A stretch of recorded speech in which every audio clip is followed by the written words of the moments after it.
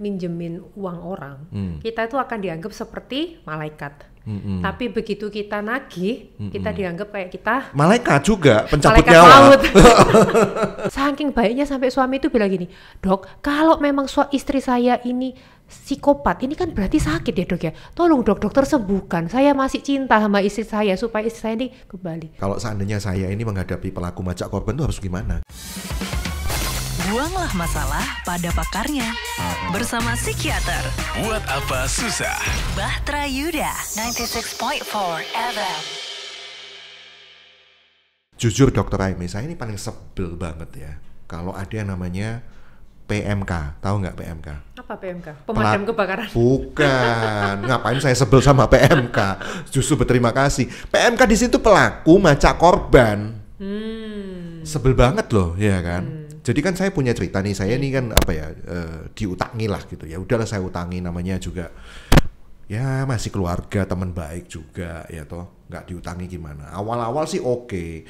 Nah biasanya menjelang mau lunas itu di situ loh bikin sebel ya. Malah nggak bisa bayar, terus bikin drama-drama seolah-olah saya ini bawa profesi saya gitu loh. Kamu kan harusnya ngerti pendeta gini. Harusnya kan baik hati gini. Kok malah menekan. Waduh, rasanya gitu loh dok. Gimana pendapat Anda? Ini gimana sih kok ada orang yang kayak gitu? Itu kok bisa gitu loh? Kok ada ya orang kayak begitu itu ya? Ya memang sebenarnya banyak banget ya menurut saya orang-orang yang istilahnya playing victim ya. Harusnya dia yang salah, tapi seolah-olah malah kita yang salah. Malah dibalik seolah-olah kita yang salah. Sebenarnya itu semua kan menunjukkan bahwa dia merasa insecure ya dengan dirinya. Oh gitu. Dia merasa tidak nyaman dengan dirinya. Dia tahu bahwa dirinya salah, tapi supaya dia tidak terlihat terlalu salah, maka dia akan menyalahkan orang lain supaya dengan dia berperilaku seperti itu agar terlihat seolah-olah orang lain yang salah, orang itu merasa insecure sehingga dia merasa lebih menang. Dan repotnya itu kalau orang-orang, maksudnya orang lain tuh percaya sama drama itu, seolah-olah kita pelakunya kan malahan, pelaku kejahatan. Kan repot nyebelin dok kayak begitu itu. Kan kadang gimana itu ini? Ya, kalau kita minjemin uang orang, kita itu akan dianggap seperti malaikat. Tapi begitu kita nagih, kita dianggap kayak kita malaikat juga, pencabut malaikat nyawa. laut. Itu repotnya. Dulu saya ini malaikat penolong, sekarang jadi pencabut nyawa gitu loh. Makanya, itu masalahnya. Jadi di sini yang kadang kita perlu membedakan ya, kewajiban itu tetap bagaimanapun harus diutamakan. Bukan berarti kewajiban lalu dikalahkan dengan rasa belas kasihan atau feeling sesaat ya. Misalnya, aku merasa kasihan, aku merasa cinta, aku merasa nggak tega gitu. Lalu akhirnya kita tidak menegakkan hukum atau kita tidak menegakkan kebenaran atau keadilan. Itu nggak bisa. Contoh. Misalnya, saya dulu pernah tuh suatu saat waktu pas pelajaran kuliah, ada seorang dosen itu yang nanya kayak gini, menurutmu seandainya kalau kamu jadi pemerintah, kamu dituntut oleh masyarakat untuk membuat jalan ini menjadi jalan yang bersih. Tapi di satu sisi, ketika ada pedagang kaki lima berjualan di pinggir jalan, ketika diusir, dia akan menyalahkan pemerintah, seolah-olah pemerintah tidak memberikan kehidupan yang layak, tidak memberikan lapangan pekerjaan, dan tidak memberikan solusi untuk pekerjaan mereka. Atau seperti contoh lain, orang yang tinggal di setren kali, yang tidak berizin, yang membuat akhirnya sungai menjadi tampak kumuh. Ya, harusnya itu menjadi tugas pemerintah untuk membuat tertib. Bagaimana supaya sungai itu terlihat bersih. Ya dibongkar. Tapi ketika membongkar pemukiman yang liar, akan dianggap seolah-olah pemerintah yang jahat. Nah, otoriter ya. Dianggap otoriter seolah-olah pemerintah yang jahat. Nah, ketika dosen saya ngomong seperti itu, ya, baru kita bisa benar. Kadang kita nggak nyangka melihat dua sisi mata uang ya. Kita cuma lihat dari oh ya kasihan, oh ya nggak tega. Tapi kadang kan nggak semudah itu. Kalau kita kasihan terus, nggak tega terus, maka akhirnya yang terjadi nggak akan ada ketertiban, nggak akan ada kedisiplinan, nggak akan ada hukum dengan alasan kasihan. Iya, betul. Contoh misalnya orang mencuri susu bayi di supermarket. Ya. Lalu ketika dia ditangkap, dia nangis-nangis dan dia bilang bahwa anak saya lapar kehausan, makanya saya mencuri susu bayi. Apakah kemudian lalu orang yang mencuri itu dilepaskan? Ya kalau dilepaskan sih semua bakal begitu ya, menjadi sebuah teladan yang tidak baik. Tapi saya juga bisa mengerti kalau saya jadi polisi, kok saya jadi orang jahat ya. Benar.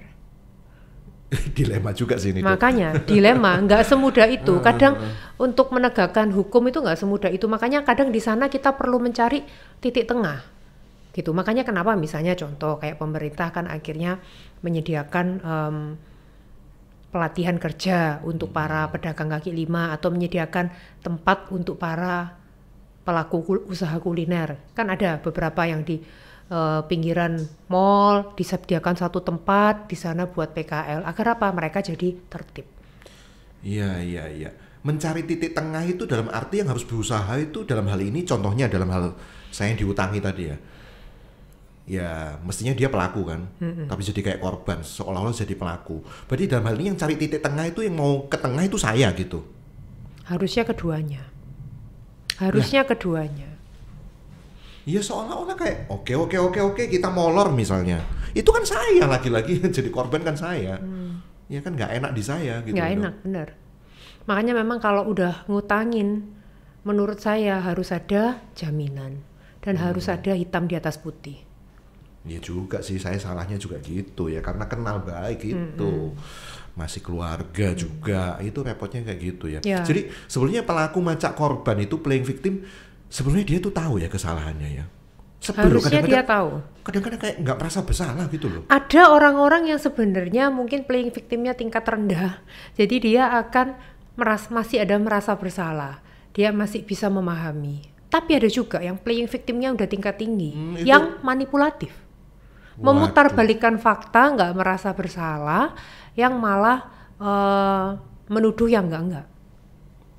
Ini apa bedanya sih dok, playing victim ini sama orang yang suka cari kambing hitam? Ya sama ya? Sama, sebenarnya sama. Cuman agak bedanya itu kalau playing victim itu ada dramanya biasanya. Dramanya, mereka akan ya menyentuh titik emosi lawan bicaranya supaya seolah-olah saya yang salah. Ya, orang lain yang salah dan seolah-olah dia yang benar. Jadi dengan sengaja mungkin dia berderai air mata, menangis, memohon-mohon, seolah-olah kok nggak ada belas kasihan, kok tega, atau mungkin ya dibilang, wah ini kok Gideon kan hamba Tuhan. Masa nggak punya belas kasih sih, ya kan? Ya itu kadang juga begitu. Contoh misalnya ya, ini contoh, saya pun sebagai psikiater misalnya, saya pernah ada pasien yang jujur, dia bisa jujur ke saya. Apa itu? Dia benci sama gurunya. Dia merasa gurunya itu awalnya baik banget sama dia, tapi kemudian dia benci. Kenapa kok dia benci gurunya? Karena dia merasa ketika aku nggak punya uang, kok guruku nggak mau ngasih aku ijazah. Karena dia nunggak uang sekolahnya. Nah, terus kemudian ternyata dia cerita ke gurunya sebaliknya. Kenapa kok aku ini lagi ada problem, aku ke psikiater, aku ada problem keuangan, tapi kok masih aku tetap disuruh bayar ke dokternya, ke psikiater. Nah, jadi dia nggak mau bayar ya, mau konsultasi gratis. Dia karena dia merasa dia punya masalah keuangan, dia berharap bahwa sebagai dokter harus menggratiskan. Nah, simple, BPJS. Nah sebenarnya, tapi ada juga orang-orang yang tidak mau ke BPJS. Nah contoh orang-orang seperti ini adalah orang-orang yang manipulatif. Dan kadang itu ya nggak jarang loh kalau ya bukan saya sih yang membalas, tapi admin saya yang cerita. Dia sering sekali dapat chat, ada orang yang misalnya chat panjang lebar dan bilang misalnya aku butuh bantuan jualan dan maksa harus beli karena dengan alasan karena aku pasiennya dokter Aime kan dokter harus membeli gitu. Kemudian saya mau konsultasi tapi saya nggak punya uang, harus menggratiskan. Itu banyak kok, tiap hari itu bisa selalu ada. Nah itu contoh seperti itu. Akhirnya ada jawaban cerdas dari guru ini ke pasien saya itu. Dia bilang begini, aku sebagai guru, aku mengajar dengan sepenuh hati. Sama juga, Dr. Aimee pun juga melayani pasien juga dengan sepenuh hati. Kalaupun seandainya kita mendapatkan bayaran sebagai guru ataupun sebagai dokter, ya itu juga merupakan hak kita karena kita bekerja. Bukan berarti lalu kita harus selalu dengan alasan kasihan lalu kita nggak mendapatkan hak, bukan berarti seperti itu. Dan bukan berarti kalau kita mendapatkan hak, kita mendapatkan uang, juga bukan berarti lalu kita seolah-olah jadi orang yang jahat. Enggak, kita memang mendapatkan uang, kita mendapatkan nafkah, ini memang profesi kita, tapi kita juga melakukannya dengan sepenuh hati. Akhirnya jawabannya dari Iya. Tapi kalau dipikir-pikir ya, pelaku macak korban ini, playing victim, itu pinter juga ya, bisa mendesain sebuah drama, skenario. Kok saya jadi ingat apa ya itu namanya, psikopat ya? Enggak ya? Itu kalau sudah sampai yang level tinggi, nggak menutup kemungkinan bisa ada yang psikopat. Contoh playing victim lainnya ya. Ini kita random ya hari ini. Dalam hal cinta dong. Oh ya ada dalam hal cinta. Dalam hal cinta ini seru nih. Contoh misalnya, dia ini, saya pernah ada pasien saya, seorang perempuan muda, kaya banget, masih single, dia pacaran sama duda, ya. Lalu duda ini suatu hari, yang cewek ini telepon saya nangis-nangis. Terus dia bilang, aku habis dipukulin sama si duda ini, dan handphoneku direbut, handphonenya iPhone, uangnya, dompetnya direbut sama si duda ini. Kan? Terus saya bilang kan, nah kamu buat apa kok pacaran sama cowok yang main tangan gitu kan, ya nggak baik, itu kan termasuk abusive relationship ya, toxic. Nah ketika saya bilang bahwa ini abusive, tinggalkan cowok ini, bodohnya pasien ini cerita ke cowok itu, katanya Dr. Aimee kamu tuh toxic, abusive. Dipakai itu ya, dipakai buat senapan ya. Dan akhirnya cowok itu nggak terima dan minta maksa untuk ketemu saya. Dan ketika ketemu saya, playing victim lah dia, bahwa seolah-olah aku tuh marah karena aku tuh sudah bela-belain dia, makanya karena dia kasar makanya aku jadi mukul gitu kan, sampai mukul. Kemudian aku tuh juga udah mengeluarkan uang banyak buat dia, aku tuh udah bela-belain dia, bla bla bla. Seolah-olah akhirnya kayak yang salah jadinya yang cewek. Nah seperti itu, jadi dia bisa memutarbalikkan fakta, itu banyak, sering terjadi. Kok tahu bahwa si suami yang duda ini yang memutarbalikkan fakta kalau ternyata beneran? Nah kita harus tahu nih dari siapa, dari orang-orang sekitarnya. Kita lihat dong track recordnya dia gimana. Dia kan duda. Kenapa kok dia cerai dari istri sebelumnya? Kan ada track recordnya semua. Oh ternyata dia juga sama istrinya juga seperti itu, abusive relationship juga, mukulin istrinya, morotin istrinya yang disuruh kerja, memang sengaja cari cewek yang kaya. Soalnya kita sebagai orang awam gitu ya, yang melihat kejadian playing victim gini, kadang-kadang bisa jadi karena sedemikian pinternya pelaku yang macak korban ini mendesain sebuah skenario, sebuah cerita, akhirnya simpati seseorang tuh berpindah ke dia loh. Oh iya, sangat bisa. Makanya menjadi psikiater itu nggak mudah-mudah, nggak gampang-gampang. Ada satu cerita pernah tuh yang saya sampai mengelus dada.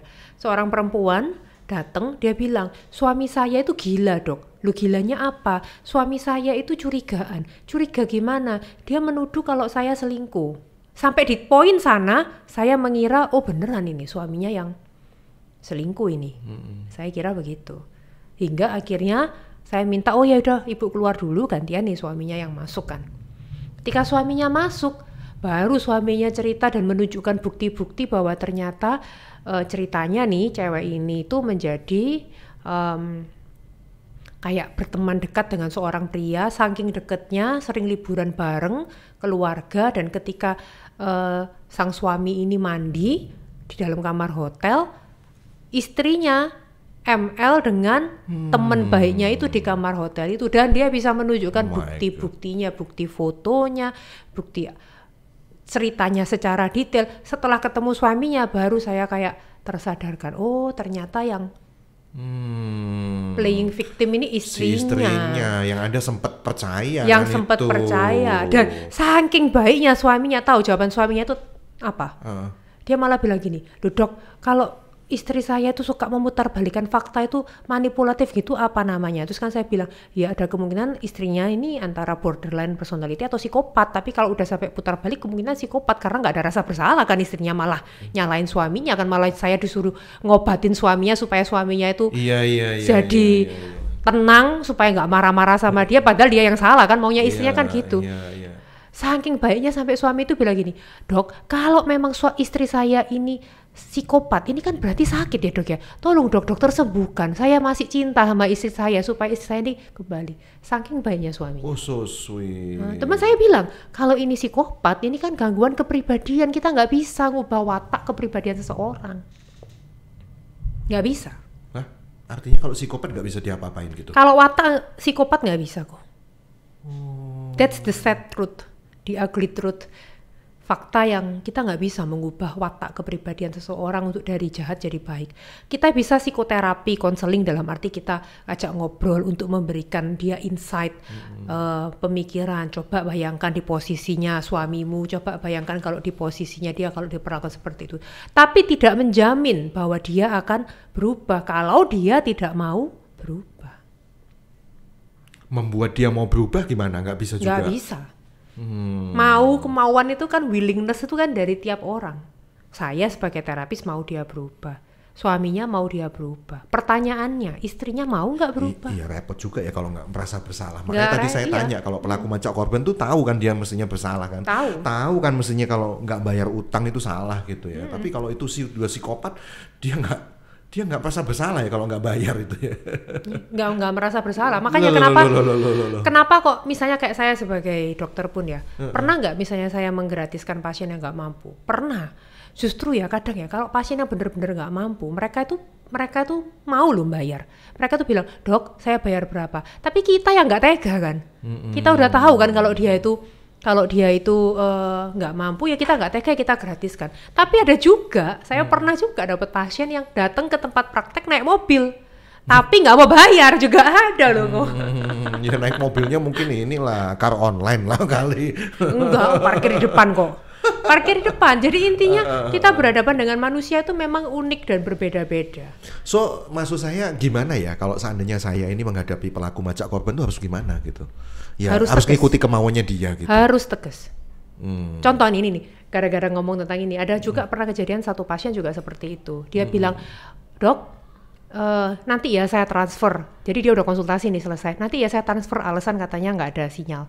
Tapi sampai ditagih sama admin saya, nggak transfer. Itu juga ada.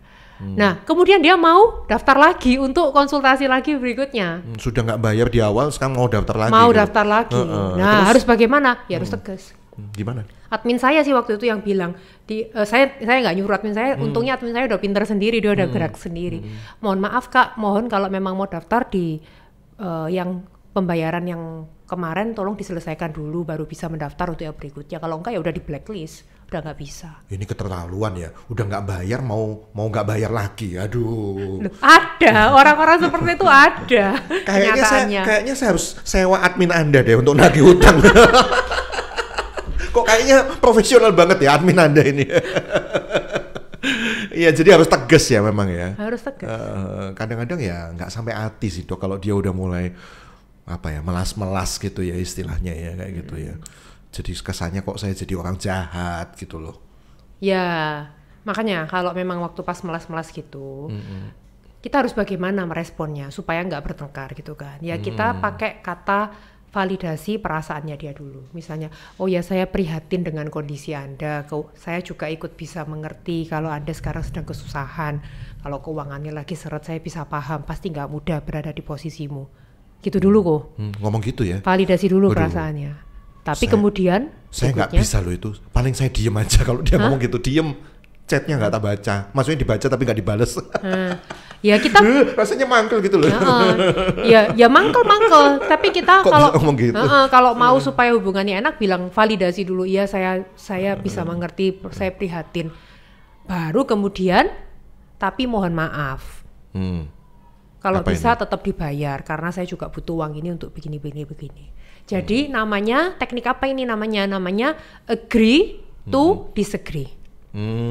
Setuju untuk tidak setuju. Jadi Anda setuju dulu nih dengan pernyataannya dia, misalnya, oh ya, apa aku lagi kesusahan keuangan, tolong belas kasihan apa? Iya kok, aku paham, lagi susah. Lah kalau bohong masa dipahami, Dok? Loh, ngomongnya kan gitu, ngomongnya, tekniknya.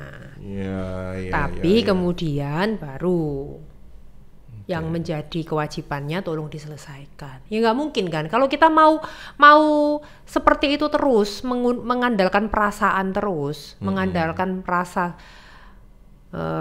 kasihan terus, ya nggak mungkin bisa jalan. Mau apapun ya, mau bisnis, sewa menyewa, hutang, relasi, pekerjaan, nggak akan pernah bisa ada selesainya ya bisa bagus kalau kayak gitu caranya. Iya. Yang terakhir, kalau misalnya dalam sebuah relasi cinta, dalam kasus kayak tadi ya nggak ada cara lain ya, salah satu harus ngalah gitu. Dalam hal ini suaminya gitu ngalah, katanya masih mau cinta seumur hidupnya. Yang mana? Yang kasus yang tadi mana? itu yang istrinya dituduh, selingkuh. Nah, kalau udah menikah itu lebih disembuhin nggak kompleks. bisa. Nah, iya nggak kan? bisa. Kalau udah menikah itu lebih kompleks. Nah, terus gimana? Karena kan sudah punya anak dan janji pernikahan. Nggak bisa dipaksa, nggak bisa kita bilang oh harus jalan, oh harus cerai, nggak bisa. Karena tiap orang memiliki kapasitas yang berbeda. Dikembalikan ke dia, lebih besar mana antara keuntungan dan kerugiannya. Dia mau jalannya yang ke arah mana, gitu. Karena case by case berbeda. Ada yang akhirnya cerai, bisa. Ada juga yang tetap bertahan dan menerima. Tapi dia udah tutup mata. Mesti gimana kalau udah suaminya yang psikopat atau istrinya yang psikopat? Ya udah, akhirnya beberapa yang memilih bertahan demi anak, kebanyakan demi anak memang. Ya akhirnya kebanyakan tutup mata atau menjaga jarak. Udah deh, kamu mau selingkuh, mau apa, aku nggak mau tahu dah. Fokusku gedein anak. Fokusku gitu. hanya ke anak dan hanya aku mempertahankan komitmen janji pernikahanku. Ya, di hadapan Tuhan. Di itu hadapan soalnya, Tuhan. ya. Akhirnya hanya sebatas komitmen, sudah bukan lagi ketertarikan atau kedekatan secara emosi atau fisik, karena susah. Gimana bisa dekat secara emosi sama orang yang suka mutarbalikan fakta atau playing victim? Gak bisa. Ya, jangan ditiru ya cara tadi. Itu loh katanya dokter Amy, kamu tuh harus bayar. Dipakai omongannya dokter Amy buat senjata. Konten ini buat senjata. Ya, semoga ini menjadi inspirasi buat Anda ya, bagaimana menghadapi orang yang suka macak korban itu tadi. Terima kasih dokter Amy ya. Thank you. Buanglah masalah pada pakarnya. Bersama psikiater Buat apa susah? Bahtera Yuda 96.4 FM.